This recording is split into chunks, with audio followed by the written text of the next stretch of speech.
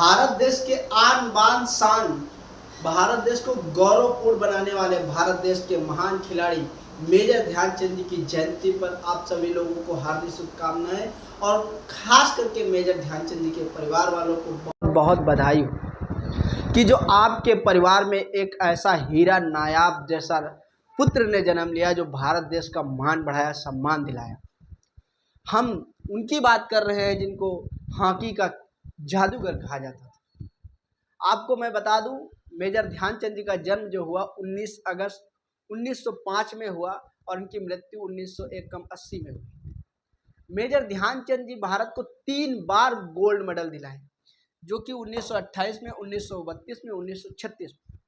1936 में जो हुआ, 36 में, वो एक बहुत ही अलग और रोचक प्रकार की कहानी है। रोचक यह है कि विश्व के महान एक जो हिटलर नाम के व्यक्ति हुए, जिनके कारण से द्वितीय विश्व युद्ध हुआ, वो आए थे मैच को देखने के लिए। और जब उन्होंने देखा कि मेजर ध्यानचंद ऐसे गोल कर रहे हैं, ऐसे गोल कर रहे हैं जैसे उनके हॉकी से गेंद चिपक जाता हो और लास्ट में जाकर के गोल मार देते।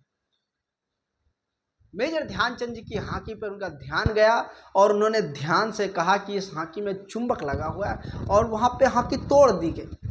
जब तोड़ा गया तो वहाँ पे कोई चुंबक नहीं निकला, वो तो लकड़ी की थी।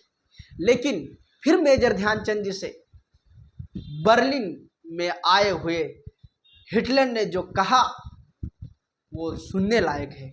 उन्होंने कहा कि आइए हमारे यहाँ सेना में सबसे जो आपको पसंद आए उस पद पे आप काम कर सकते हैं। और उसके बाद जो भारत के पुत्र, भारत के वीर, भारत के महान खिलाड़ी ने जो कहा वो भारत वाक्य होना चाहिए।